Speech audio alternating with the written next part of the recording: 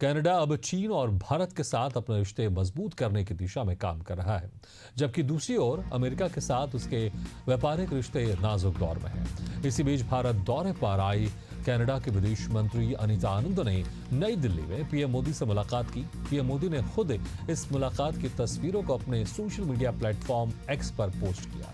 इसके साथ ही अनीता आनंद ने भारतीय विदेश मंत्री एस जयशंकर से नई दिल्ली में मुलाकात की।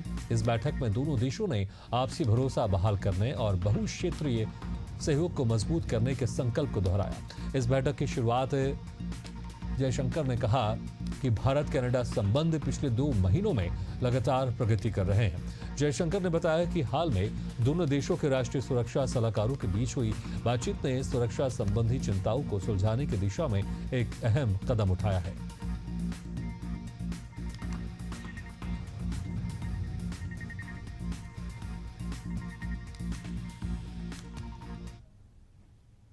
आरजेडी प्रमुख लालू प्रसाद यादव और उनके परिवार की मुश्किलें बढ़ गई हैं। दिल्ली के राउज एवेन्यू कोर्ट ने आईआरसीटीसी घोटाले मामले में लालू यादव, राबड़ी देवी और तेजस्वी यादव को आरोपी करार दिया है। अब इस मामले में तीनों के खिलाफ औपचारिक रूप से मुकदमा चलेगा। कोर्ट ने अपने आदेश में कहा कि ये घोटाला लालू यादव की जानकारी में रचा गया और उन्होंने टेंडर प्रक्रिया में दखल दिया, जिसका सीधा लाभ उनके परिवार को हुआ। ये मामला उस समय का है जब लालू यादव रेल मंत्री थे। आरोपों के मुताबिक रांची और पूरी स्थित आईआरसीटीसी के 2 होटलों के टेंडरों में नियमों की अनदेखी की गई है। इस फैसले से बिहार चुनाव के बीच आरजेडी को बड़ा राजनीतिक झटका लग सकता है।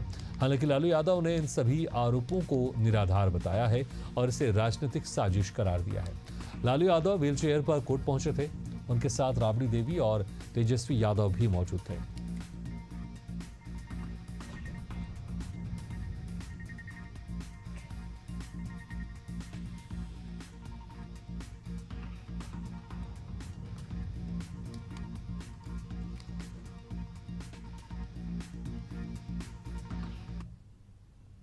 छत्तीसगढ़ के स्वास्थ्य मंत्री श्याम बिहारी जायसवाल के निज सचिव और भाजपा नेता राजेंद्र दास की पत्नी का जन्मदिन सड़क पर लग्जरी अंदाज में मनाया गया था।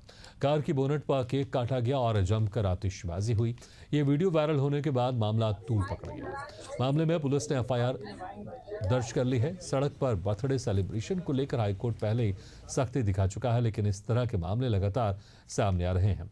कांग्रेस ने सोशल मीडिया पर लिखा कि क्या हाईकोर्ट के नियम केवल आम जनता के लिए हैं और क्या भाजपा नेताओं और उनके सहायकों पर नियम लागू नहीं होते। मामले में स्वास्थ्य मंत्री श्याम बिहारी जायसवाल ने हाईकोर्ट के संज्ञान पर प्रतिक्रिया देते हुए कहा कि जो भी निर्देश मिलेंगे उनका पालन किया जाएगा। मंत्री ने बताया कि पुलिस इस मामले में पहले ही कार्रवाई कर चुकी है।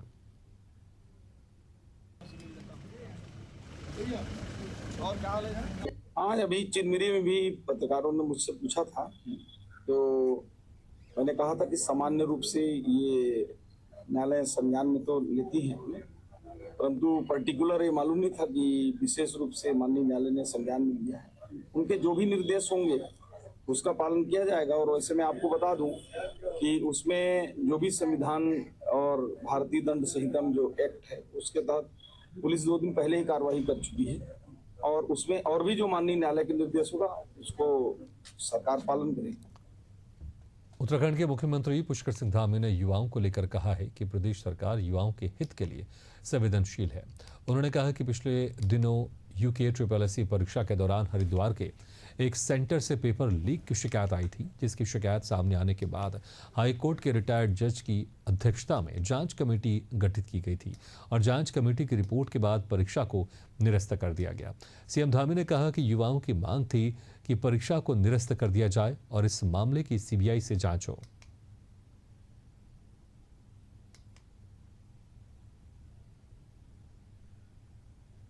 पिछले दिनों एक मामले में शिकायत आई थी एक सेंटर पर, उसकी जांच कमेटी बनाई गई, SIT से जांच हुई। हाईकोर्ट के जज रहे UC निहानी, उन्होंने पूरी कमेटी को सुपरविजन किया और उनकी रिपोर्ट आई। इस रिपोर्ट के आधार पर हमने पहले ही कहा था, मैं जब युवाओं के बीच में गया था, उन छात्रों के बीच में गया था, तभी मैंने कहा था कि जो भी जांच कमेटी की रिपोर्ट आएगी उसके आधार पर हम छात्रों के हित में जो फैसला होगा फैसला लेंगे। जांच कमेटी ने अपनी संस्तुति दी और हमने भी जो है उस पर उसको आगे बढ़ा दिया, अग्रसारित कर दिया और वो परीक्षा कैंसिल हो गई। जल्दी हमारा प्रयास होगा कि ये परीक्षा दोबारा हो और पूरे पारदर्शी तरीके से हो, कहीं कोई कमी न रहे। इसके लिए हम लोग पूरी मॉनिटरिंग करेंगे और छात्रों के भी सुझाव लेंगे। उप मुख्यमंत्री अरुण साव सोमवार को नया रायपुर स्थित नवीन विधानसभा भवन का निरीक्षण करने पहुंचे। इस मौके पर अरुण साव ने निर्माण कार्य का जायजा लिया और बताया कि इस भवन का निर्माण लगभग पूरा हो चुका है। हमारी संवाददाता ने उप मुख्यमंत्री अरुण साव से खास बातचीत की। छत्तीसगढ़ अपना रजत जयंती वर्ष मना रहे हैं और ऐसे में आज 1 नवंबर को प्रधानमंत्री के हाथों यहाँ पर का शिलान्यास होने वाला है और उप मुख्यमंत्री अरुण साव जी आज नए विधानसभा भवन का निरीक्षण करने के लिए पहुंचे हैं। सर, निरीक्षण करने पहुंचे हैं, क्या कुछ देख पाए? छत्तीसगढ़ नए विधानसभा का 1 नवंबर राज्य के राज्योत्सव के अवसर पर देश के प्रधानमंत्री जी इसका लोकार्पण करने वाले हैं और निर्माण काम पूरे हो चुके हैं। फिनिशिंग के थोड़े से काम बचे हैं, वो अंतिम चरण पर है और निश्चित रूप से छत्तीसगढ़ के लिए बहुत ऐतिहासिक है। न केवल इस भवन में हमने अत्याधुनिक तकनीक का इस्तेमाल किया है, वरन छत्तीसगढ़ की कला संस्कृति को भी सहेजने का काम यहाँ पर किया है। ये छत्तीसगढ़ के 3 करोड़ जनता के आशा और विश्वास का केंद्र बनने वाला है और जहाँ पर छत्तीसगढ़ के लोगों के लिए नीति और नियम बनाए जाएंगे और निश्चित रूप से ये बहुत गौरवशाली पल होगा जब 25 वर्ष में अपना खुद का विधानसभा भवन तैयार होगा। जी सर, राज्योत्सव की भी तैयारी कर ली गई है क्या? क्योंकि 1 नवंबर को यहाँ पर पूरा स्थापना होगा, कैसी तैयारी है? राज्योत्सव की तैयारियां जोर शोर से चल रही है। राज्य में राज्य स्तरीय राज्योत्सव 5 दिवसीय होगा और जिलों में 3-3 दिन के राज्योत्सव के आयोजन होंगे। उसकी तैयारियां जोर शोर से चल रही है। राज्य का रजत जयंती वर्ष है, इसलिए राज्योत्सव भी बहुत धूमधाम से मनाया जाएगा। और ये थे हमारे साथ उप मुख्यमंत्री अरुण साव जो आज बता रहे थे कि किस तरीके से नई विधानसभा का निरीक्षण करने के लिए पहुंचे हैं और आप देख सकते हैं कि किस तरीके से जो तमाम जो अधिकारी हैं वो यहाँ पर मौजूद हैं और उनके साथ उप मुख्यमंत्री अरुण साव इस वक्त जो है राजधानी नए रायपुर में जो विधानसभा भवन का जो निर्माण हो रहा है उसका निरीक्षण करते हुए यहाँ पर नज़र आ रहे हैं। तो तमाम तरीके के जो अधिकारी हैं उन सभी के साथ उप मुख्यमंत्री अरुण साव यहाँ पर निरीक्षण करते हुए नज़र आ रहे हैं। आपको बता दें कि 1 नवंबर को प्रधानमंत्री नरेंद्र मोदी इस नए विधानसभा भवन का शिलान्यास करेंगे और जिसकी पूरी तैयारी भी पूरी कर ली गई है। तो नए विधानसभा भवन की तैयारी पूरी कर ली गई है और उप मुख्यमंत्री अरुण साव यहाँ पर निरीक्षण करने के लिए पहुँचे हैं और आज जो है यहाँ पर उप मुख्यमंत्री अरुण साव पहुँचे हुए हैं। अब देखना होगा कि 5 दिवसीय जो राज्योत्सव होने वाला है वो किस तरीके से इसका आयोजन होता है, उसकी आयोजन की तैयारी भी पूरी हो चुकी है और उप मुख्यमंत्री अरुण साव आज यहाँ पर पहुँचे हुए थे। कैमरामैन पंकज के साथ मैं अच्छा जायसवाल, एशियन न्यूज़ रायपुर। इस वक्त बड़ी खबर आपको बता रहे हैं एटा से, जहां पर ट्रांसफार्मर में शॉर्ट सर्किट से लगी भीषण आग। स्थानीय लोगों ने प्रयास कर आग पर पाया काबू। मौके पर बिजली विभाग की टीम पहुंची। कोतवाली नगर क्षेत्र में ग्रामीण बैंक के बाहर का मामला है। तस्वीर भी आपको दिखा रहे हैं कि किस तरह से ट्रांसफार्मर में आग लगी हुई है। कोतवाली नगर क्षेत्र में ग्रामीण बैंक के बाहर का ये पूरा मामला है और वहां पर मौजूद लोगों द्वारा इस आग को बुझाने का भी प्रयास किया जा रहा है। मौके पर बिजली विभाग की टीम पहुंची। तस्वीर आप देख रहे हैं ट्रांसफार्मर में किस तरह से आग लगी हुई है और वहां पर जो लोग मौजूद थे वो इन्हें बुझाने का प्रयास कर रहे हैं। एटा से खबर आपको बता रहे हैं जहां पर ट्रांसफार्मर में शॉर्ट सर्किट के चलते ये आग लग गई।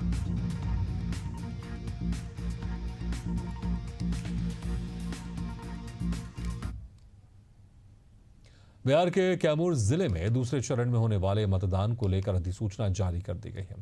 मुंडेश्वरी सभागार में डीएम और एसपी ने संयुक्त रूप से प्रेस कॉन्फ्रेंस कर इसकी जानकारी दी।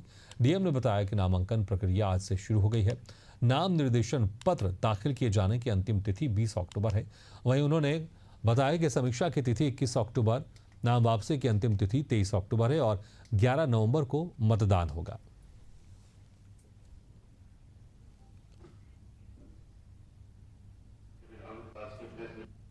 कैमूर पुलिस आगामी विधानसभा चुनाव को कानून के अनुसार इलेक्शन कमीशन ऑफ इंडिया द्वारा जो निर्धारित मापदंड है, जो मानक है, उसके अनुरूप 100% निष्पक्ष और शांतिमय ढंग से चुनाव कराने के लिए प्रतिबद्ध है। हमारे पास 8 कंपनी फोर्स आ चुका है। एरिया डोमिनेशन की कार्रवाई उससे की जा रही है और यूसीसी का उल्लंघन करने वाले लोगों पर या चुनाव पर जो संभावित लोग हैं प्रभावित करने वाले लोगों पर कार्रवाई हम लोग कर रहे हैं और सभी जो आगामी चुनाव है जो भी निर्धारित मापदंड है, मानक है, उसके अनुसार। सर अभी तक से कितने मामले आचार संहिता के दर्ज हो चुके हैं? अभी तक 3 मामले। जामताड़ा में केंद्रीय मंत्री अन्नपूर्णा देवी का बयान सामने आया है। उन्होंने कहा कि बिहार चुनाव में एनडीए की स्थिति मजबूत है और सीट बंटवारा सफलतापूर्वक हुआ है। उन्होंने जीतन राम मांझी को सम्मानित नेता बताते हुए कहा कि जनता का आशीर्वाद मोदी नीतीश को मिलेगा। वहीं पश्चिम बंगाल के दुर्गापुर में मेडिकल छात्रा से गैंगरेप की घटना पर उन्होंने ममता बनर्जी सरकार की आलोचना की।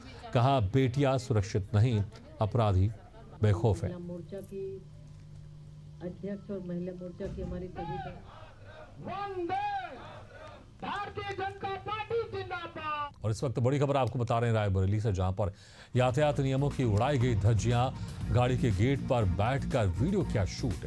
वीडियो सोशल मीडिया पर हुआ वायरल वीडियो के आधार पर जांच पड़ताल में जुटी पुलिस। लालगंज कोतवाली क्षेत्र का बताया जा रहा है वायरल वीडियो। तो तस्वीर भी आपको दिखा रहे हैं किस तरह से गाड़ी के बाहर जो युवा हैं वो खिड़की खोलकर बाहर आधे लटके हुए हैं। वो इस तरह से अपनी जान को खतरे में तो डाल ही रहे हैं, वहीं जो आसपास वहां पर चल रहे हैं उनकी जान भी खतरे में है। वायरल वीडियो के आधार पर जांच पड़ताल में पुलिस अब जुट गई है। लालगंज कोतवाली क्षेत्र का यह वीडियो बताया जा रहा है। यातायात नियमों की धज्जियां उड़ाई गई रायबरेली में। आप कार के पीछे देख सकते हैं समाजवादी पार्टी का पोस्टर भी लगा हुआ है।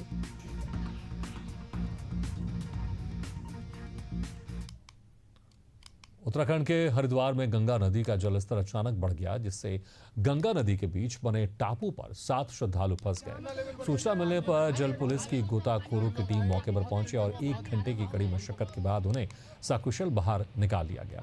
पुलिस ने बताया कि जालंधर, पंजाब, मेरठ और पश्चिम बंगाल से आए श्रद्धालु स्नान के दौरान धीरे धीरे टापू तक पहुंच गए। इसी बीच ऊपरी नहर से पानी छोड़े जाने के कारण धारा अचानक तेज हो गई और श्रद्धालु फंस गए, जिनका रेस्क्यू कर लिया गया है। वहीं सीओ सिटी ने निर्धारित क्षेत्र में ही स्नान करने की सलाह दी।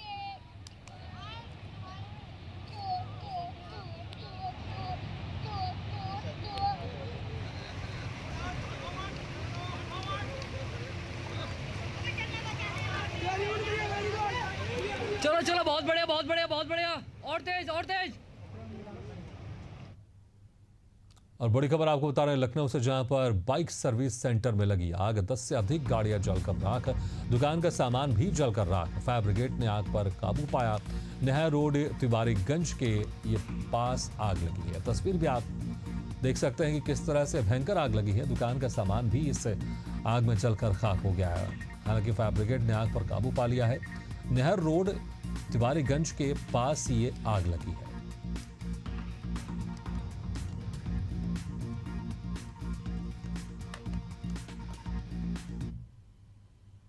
बड़ी खबर एटा से आपको बता रहे हैं, जहां पर मेडिकल कॉलेज में पहुंची सीएफओ और टीम सुरक्षा व्यवस्थाओं के लिए जायजा। आग बुझाने वाले उपकरणों की गहन जांच की। फायर सेफ्टी सिस्टम की स्थिति पर की। खामियां मिलने पर दिए सुधार के निर्देश।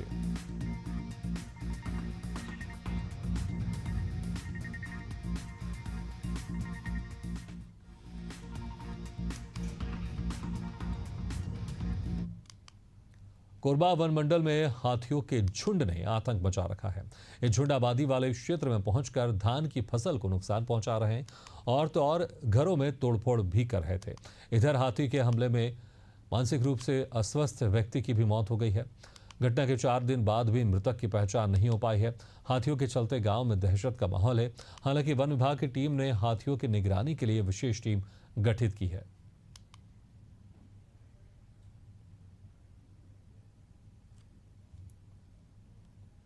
उज्जैन के देवास रोड स्थित सम्राट विक्रमादित्य विश्वविद्यालय में 2 दिवसीय प्रतिकल्प भारतीय युवा संसद 2025 का समापन हुआ। यह आयोजन प्रतिकल्प संगठन द्वारा युवाओं में लोकतांत्रिक मूल्यों, नेतृत्व क्षमता और भारतीय वाद विवाद परंपरा के पुनरुत्थान के उद्देश्य से आयोजित किया गया। समापन अवसर पर विभिन्न समितियों से चयनित सर्वश्रेष्ठ वक्ताओं और विचारकों को सम्मानित भी किया गया।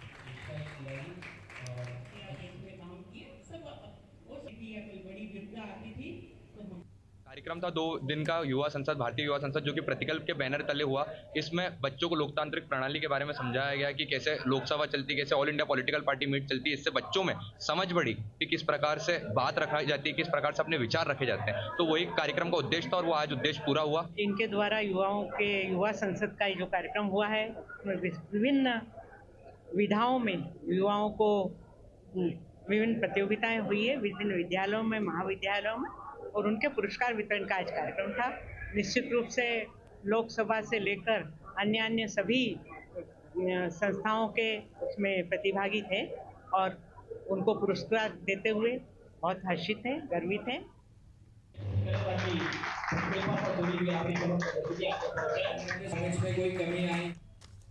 खबर यूपी के बरेली जिले से, जहां एक दर्दनाक सड़क हादसे में 9 साल के बच्चे की मौत हो गई, वहीं 4 लोग घायल बताए जा रहे हैं। जानकारी के मुताबिक मनोना धाम से दर्शन कर लौट रहे आंध्र प्रदेश के श्रद्धालु की कार को ट्रक ने जोरदार टक्कर मार दी। यह हादसा आंवला के पास हुआ। हादसे के बाद सभी को रामनगर सीएचसी ले जाया गया, जहां उपचार के दौरान 9 वर्षीय बच्चे की मौत हो गई।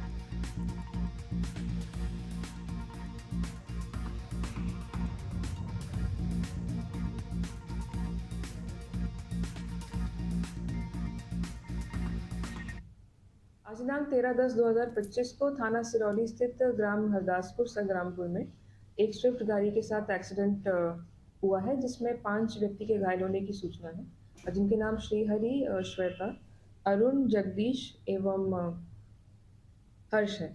इसमें जो हर्ष है, बच्चा 9 साल का, उसकी उपचार के दौरान मृत्यु हो गई। सभी घायलों को उपचार हेतु सीएचसी रामनगर ले जाया गया था। उसके पश्चात इन्हें जिला अस्पताल में भर्ती कराया गया है और ये सभी कडप्पा आंध्र प्रदेश के निवासी हैं। इस प्रकरण में टीमों द्वारा कैमरों को चेक किया जा रहा है। जल्द से जल्द इसमें विधिक कार्रवाई सुनिश्चित की जाए। और इस वक्त बड़ी खबर आपको बता रहे हैं रायपुर से, जहां पर भारतमाला प्रोजेक्ट घोटाले से जुड़ी ये बड़ी खबर आपको बता रहे हैं, जहां पर यूओडब्ल्यू के विशेष कोर्ट में पेश किया गया चालान। 10 आरोपियों के खिलाफ पेश हुआ चालान। यूओडब्ल्यू ने करीब 7600 पन्नों का चालान पेश किया। हरमीत सिंह खनुजा, उमा तिवारी के खिलाफ चालान पेश, केदार तिवारी, विजय जैन समेत अन्य के खिलाफ चालान पेश किया गया।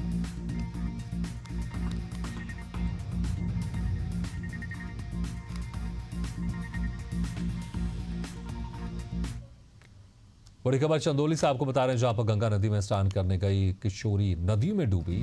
स्नान करने के दौरान गहरे पानी में चले जाने के कारण हुआ हादसा। मौके पर मौजूद लोगों ने पुलिस को दी सूचना। सूचना पर पहुंची पुलिस ने गोताखोरों के साथ रेस्क्यू ऑपरेशन चलाया। घंटों रेस्क्यू ऑपरेशन के बाद भी नहीं मिली किशोरी।